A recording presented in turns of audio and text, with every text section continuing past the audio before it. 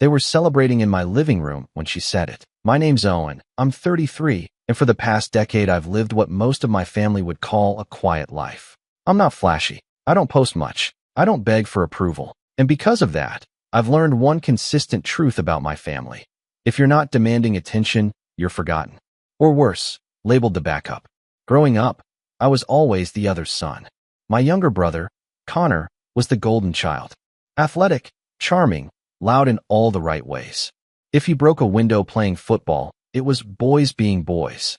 If I forgot to do a chore because I was studying, it was disrespectful. It was always like that.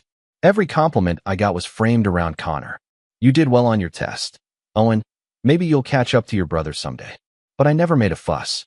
Not because I didn't feel it, but because deep down I thought maybe if I just stayed the course, kept working hard, they'd see me, appreciate me, or at the very least, stop using me as a contrast to make Connor look shinier.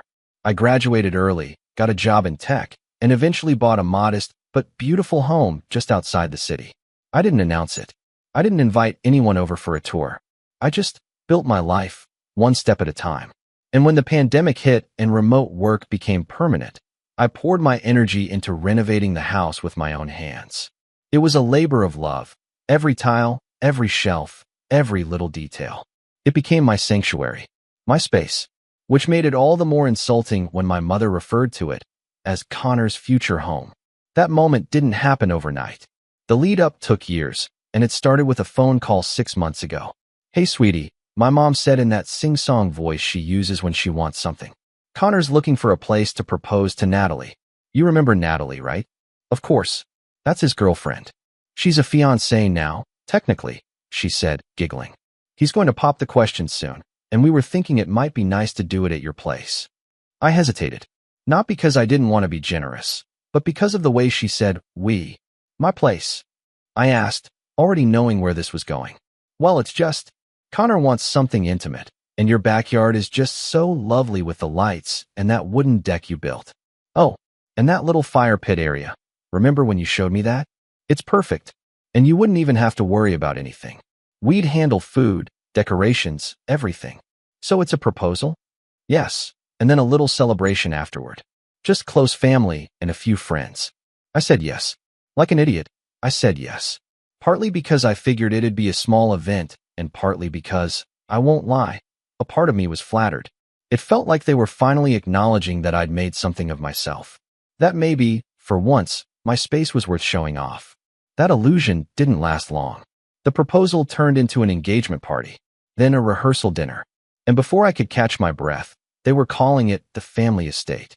My mom said it casually one night while I was on the phone with her. "When Connor and Natalie move in, maybe they'll let you stay in the guest room, just like old times."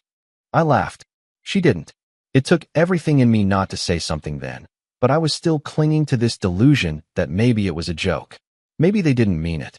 Maybe, if I just let it go, they'd come to their senses. But no, it got worse. Connor started stopping by unannounced with Natalie, showing her around like he was the listing agent. I caught him once sketching something in a notebook on my kitchen counter. "What's that?" I asked. "Oh, just some layout ideas," he said with a grin. "You know, for when we redo the place. Natalie wants an open concept between the kitchen and living area. Maybe a skylight or two. And I've got a buddy who can redo the floors for cheap." "Connor," I said flatly, "this is my house." "Yeah, man, of course," he said. "But Mom said you might be looking to move eventually, and I figured." I walked out. I didn't trust myself to speak. Every time I tried to bring it up, to set a boundary, I'd get steamrolled. "Don't be so sensitive," my mom would say. "Connor's just excited." Or, "You've always been so generous, Owen. Don't start being petty now." That one really got to me. As if saying "this is my house" was somehow petty. As if defending the life I built made me the villain. And then came the engagement party. They didn't even ask. I just got a group text from my mom that said, "Save the date. Connor and Natalie's engagement bash at Owen's place." The flyer she attached had a picture of my backyard on it. The one I built with my own 2 hands. The pergola I constructed. The garden lights I wired. All displayed like it was part of their love story. I didn't reply to the text. Not even a thumbs up. But I didn't stop it either. Not yet. Part of me wanted to see how far they'd go. Part of me wanted to know if they'd even realize how wrong it was. They didn't. The day of the party, I watched from the upstairs window as guests trickled in. My house, the one I mowed, painted, repaired, was decorated in gaudy balloons and banners. There was a giant sign over the front door that said, "The future begins here." Inside, my kitchen was transformed into a serving station. They'd brought in catering trays and moved my furniture to make room for a makeshift bar. My framed photos had been taken down, replaced with engagement photos of Connor and Natalie. Even my art, my personal paintings, had been stuffed into a hallway closet. When I came downstairs, nobody greeted me like the homeowner. They greeted me like the help. "Hey man, could you grab more ice?" one of Connor's friends asked, waving toward the garage. Natalie barely acknowledged me. Connor was already tipsy, arms slung around her as he gave a speech to a circle of relatives. I lingered near the doorway, watching, wondering if anyone would even thank me. That's when my mom raised her glass. "I just want to say," she began, standing on the deck steps, "how proud I am of my boys. Especially Connor, my shining star. You've always made us proud. You've always led with heart, with strength, with passion. You were born for big things. And this house, this home, it's only the beginning." People clapped. She wasn't done. "And to Owen," she smiled, looking right at me. "You were always the backup son, the steady one, the one who didn't need much. And we're so grateful, so grateful, that you've shared this space with your brother. He deserves it." I didn't smile. I didn't laugh. I didn't even blink. I just raised my glass, nodded slowly, and stepped back into the house. Because what they didn't know, what nobody in that backyard knew, was that 2 days before the party, I'd had a quiet meeting with someone. A woman named Liana. She was smart, efficient, and incredibly thorough. She was also the new owner of the house, and they were celebrating in her living room. I signed the paperwork that morning, and in about 10 minutes, she was scheduled to arrive, just in time for the second toast. The doorbell rang precisely at 6:42 p.m. I was standing in the hallway, listening to the muffled sound of laughter and clinking glasses spilling in from the backyard. The scent of catered shrimp skewers and cheap white wine hung thick in the air. My family, my flesh and blood, was outside celebrating my brother's engagement in a house they thought was already theirs. I opened the door. Liana stepped inside with quiet confidence. She was dressed in business casual, navy slacks, a cream blouse, and a leather folder tucked neatly under one arm. Her dark hair was pulled into a neat ponytail, and her eyes met mine with a calm but curious expression. She glanced around the entrance, taking in the noise, the decorations, and the faint sound of Connor's booming laugh. "Do they know?" she asked softly. I shook my head. "Not yet." She gave a small, tight smile. "Should be fun." I offered her a drink, more out of habit than hospitality, but she declined. Instead, she opened her folder and started sorting the documents: deed transfer, title confirmation, and a polite notice to vacate for non-owner residents. We drafted it more for formality than force. After all, this wasn't an eviction. Not technically, but it was a wake-up call. A hard one, and I wanted them to feel it. We waited a minute, two, then I nodded, and we stepped out together. The backyard fell silent when we appeared. The laughter died in an awkward stutter. All eyes turned to us. I watched Connor's brows pinch slightly, his drunk smirk fading just enough to betray a flicker of confusion.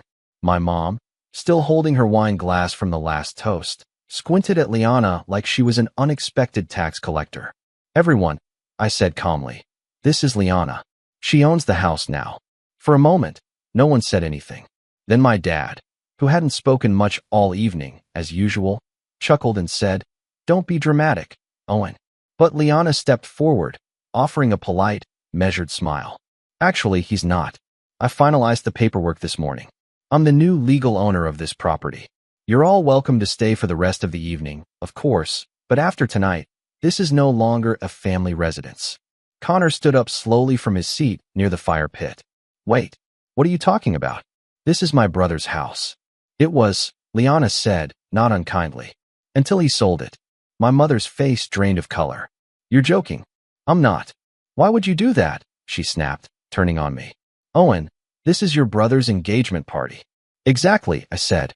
"His party. In my house. A house you've been calling his. A house you decorated, rearranged, and took over without ever asking if that was okay. You planned an entire future around my property, Mom." You stood on my deck and toasted Connor like this was already his. So now, it's no longer mine either. My voice was steady, but inside, I was vibrating. With rage. With sadness. With years of being overlooked. Connor threw his arms out. Come on, man. This is insane. Why would you sell the house to some stranger? She's not a stranger, I replied. She's a business partner. I'm investing in a new property with her downtown. It's an apartment complex. One I own half of. Because I've been working. Quietly. While you were taking credit for a life you didn't build. Natalie whispered something to Connor. He ignored her. My mom finally found her voice again. You're being petty, Owen. You're punishing us for being excited. For trying to celebrate your brother's milestone. I blinked. You call me the backup son. In front of everyone. That was a joke. It wasn't. And it wasn't the first time. It's just the first time you said it out loud, with enough people around to make it feel like a speech. I looked around. A few relatives had gone quiet, their eyes dropping to the floor. A couple of cousins looked uncomfortable. My Aunt Maggie, always the most reasonable of the bunch, was actually shaking her head in disbelief. I pressed on. You never saw me. Not when I got into college early. Not when I bought this place. Not when I worked nights and weekends to make it feel like a home. And when you finally did look at me, it was to hand the keys to Connor. Liana, sensing it was time, cleared her throat gently. There's no rush tonight. Enjoy your gathering. But please be aware that I'll need access to the property for inspection starting tomorrow. I'll send formal notice to whoever is listed here. Connor looked like he wanted to punch something. My mother looked like she wanted to cry. But it was my father who said the quiet part out loud. You're just jealous. The words hit me like a slap. Not because they were new, but because of how casually he said them. Like he hadn't just dismissed my entire experience. Like decades of being ignored, sidelined, and minimized could all be explained away by some petty grudge. You think I'm jealous of him? I said slowly. I built something real. I worked for it. And you all treated it like a placeholder. Like a waiting room until the real son was ready to move in. So no, I'm not jealous. I'm just done. And with that, I turned around and walked back into the house. Liana followed. The sliding door closed behind us with a soft click. Inside, the air felt cooler. Quieter. Liana leaned against the counter, arms folded. You okay? She asked. I nodded slowly. No, but I will be. Behind us, through the window, I saw Connor pacing, hands on his head. My mom gesturing wildly. My dad just sitting there, like the weight of it hadn't settled in yet. The funny thing is, I didn't feel triumphant. I felt numb. Hollow. Like I'd finally let go of a rope I'd been gripping so tightly my hands were bleeding. I walked upstairs, leaving the noise behind. In my bedroom, soon to be someone else's, I sat on the edge of the bed and stared at the wall. Then my phone buzzed. A text. From Connor. You'll regret this. Family is forever. I stared at the words for a long time. And then, without a second thought, I deleted the message. Because sometimes, family isn't forever. Sometimes, it's just a weight you finally learn to set down. The silence after the party was louder than the celebration itself. They left in waves. First the cousins, awkward goodbyes, tight-lipped smiles, not quite sure whose side to take. Then the friends, whispering behind Natalie's back as they slipped out the front gate. My parents lingered. Connor too. I could hear their voices downstairs while I packed. Low, tense, desperate. I didn't go back down. That house wasn't mine anymore. I'd already made peace with that. Or at least, I told myself I had. The next morning, I was gone before dawn. A suitcase, a duffel bag, and a folder of signed documents. Everything else stayed. Furniture, decorations, dishes. All of it. I left it behind like an old skin I no longer wanted to wear. The only thing I took from the living room was a single framed photo. Me at 18, standing in front of the house the day I moved in, holding the keys like they were a prize. Back then, I thought that house meant I'd made it. That I'd finally earned respect. I didn't understand, yet that respect doesn't come from what you build. It comes from who's willing to see you build it. For the first 2 weeks, I stayed in a studio apartment downtown that smelled vaguely like paint and emptiness. I barely slept. I answered emails on autopilot, ate cold pizza, and stared at the ceiling wondering if I'd gone too far. There were moments, brief ones, where I almost called them, almost apologized. But then I'd remember my mom raising her glass and calling me the backup son. I'd hear the entitlement in Connor's voice when he sketched out renovation plans on my counter like he was some kind of king inheriting his throne. And I'd stay quiet. They didn't call me either. Not once. Until the letter came. It was from my father. Typed, formal, signed with his full name like it was a legal document. He called my actions immature, emotionally manipulative, and a betrayal of family unity. He said I'd embarrassed them, humiliated Connor, that I should have come to them privately if I had resentments to air. Not once did he ask if I was okay. Not once did he mention the years of being overlooked. He ended it with, "You're welcome back into the family when you're ready to act like a man." I laughed, not because it was funny, but because it was so perfectly him. So rigid, so sure of his moral high ground, even while standing ankle-deep in the ruins of his own favoritism. I didn't reply. Instead, I poured myself into the new project. Liana and I had been scouting properties for months. She was a former real estate attorney turned investor, sharp as a blade and twice as quiet.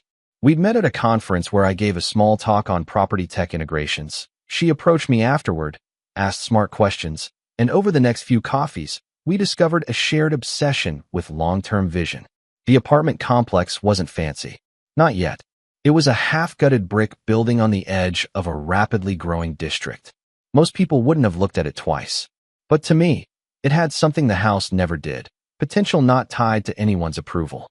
Every day, I showed up at 7 a.m. with coffee and blueprints, met with contractors, took notes, got my hands dirty. I was in it, fully. No family watching over my shoulder. No brother mocking my progress. No parents offering half-hearted praise. Just work. Just me. And it was healing. Slowly, the hole they left, the one I thought would swallow me, started to fill. Not with spite. Not even with pride. But with peace. I didn't need their applause anymore. Still, the world has a way of circling back. It was a Thursday morning when I saw Connor again. I was in line at a bakery near the site, holding a muffin and skimming a contractor invoice on my phone. I heard the voice before I saw the face. "Wow, look who's slumming it with carbs." I turned. There he was. Designer hoodie. Sunglasses pushed up on his head. Same cocky grin, a little tighter now. "Connor," I said. He stepped into line beside me. "So, is this where you live now?" Bet Dad's thrilled. I didn't bite. "You following me?" "Natalie works a block over. We're apartment hunting. I saw your name on one of the blueprints outside." He paused, tilting his head. "Didn't think you had it in you. Selling the house. Kicking us out like that. You really went for the jugular." "It was mine," I said quietly. "You can't kick people out of what they never owned." He let out a bitter laugh. "Yeah, well, you didn't just burn a bridge. You napalmed it." Mom's still crying over that speech. I didn't respond, because I remembered her smile as she called me the backup. She hadn't been crying then. Connor stepped closer. "You made your point, okay? You're not second best. Fine. But you proved it to the wrong people. You think a new building and some startup chick makes you better than us?" "I don't think I'm better," I said. "I just don't think I owe you anything." He opened his mouth, closed it, then shook his head like I was some stranger he couldn't decode anymore. "You changed," he muttered. "No," I said. "You just finally saw me without a doormat under my feet." He didn't answer, just turned and walked out of the bakery, hands jammed in his pockets, leaving his ego behind like cigarette smoke. That night, I went home, a rented loft above the construction office, and sat with a bottle of wine on the windowsill. The city buzzed below. Somewhere, someone was celebrating. Somewhere else, someone was crying. I sat there, caught in the quiet between the two. And then my phone rang. It was my mother. I let it ring. Once. Twice. A dozen times. I didn't pick up. Because some calls aren't meant to be answered. Not until you're done rising. 3 weeks passed before I listened to the voicemail. I don't know what changed exactly. Maybe I was tired of carrying it. Maybe I was finally strong enough not to care what I heard. Or maybe, deep down, I just needed confirmation that the woman who raised me truly didn't understand what she did. I sat on the floor of my loft, legs crossed, phone on speaker, the city lights flickering outside the window behind me. "Hi, sweetheart," my mom's voice began, soft, rehearsed. "I don't know if you're still upset, but I miss you. We all do. Connor especially." That was a lie. I know things got out of hand.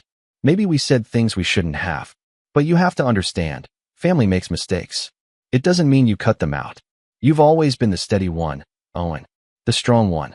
Don't let one night erase all we've been through. One night. She still thought this was about one night.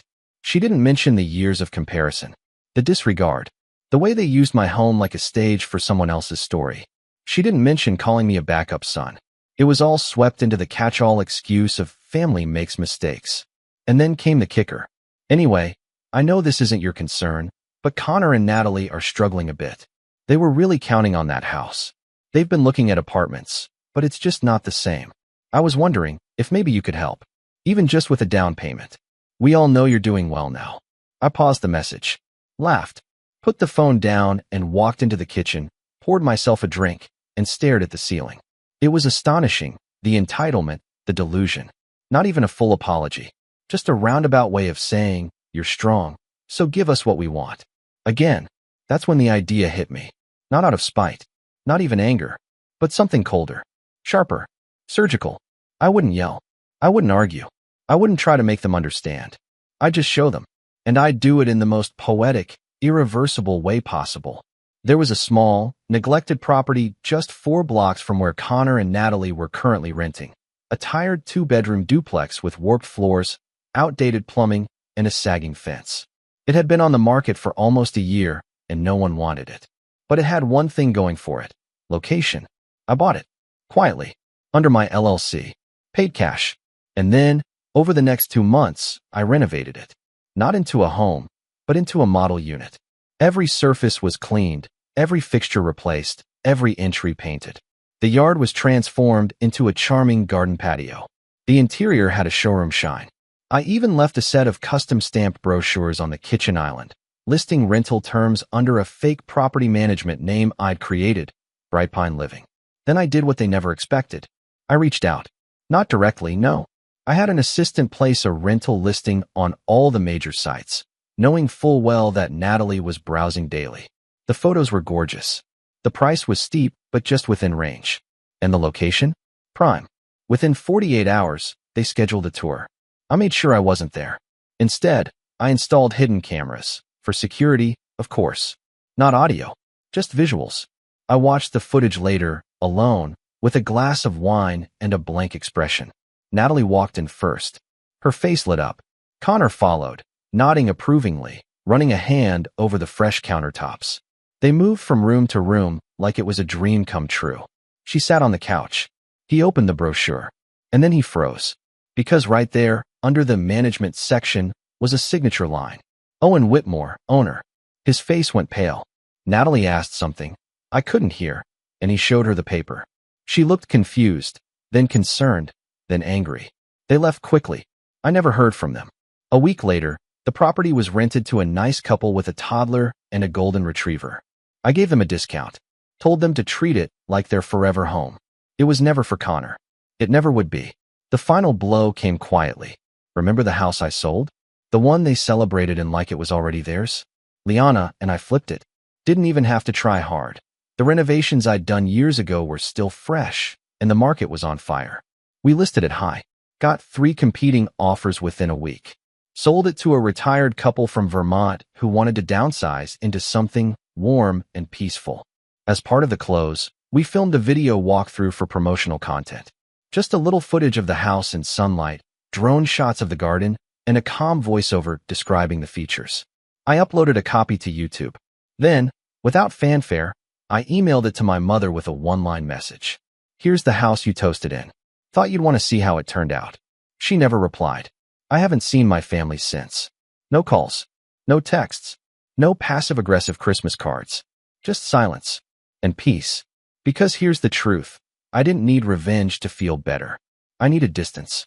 I needed to stop trying to prove I was worthy of love that was never unconditional in the first place. And now, years later, standing in the center of a high-rise I co-own with Liana, watching tenants sign leases, watching something grow that's mine and mine alone, I finally understand what being seen really means. Not by them, by myself. And that's the real ending. I didn't become the better son. I just stopped being the backup. For good.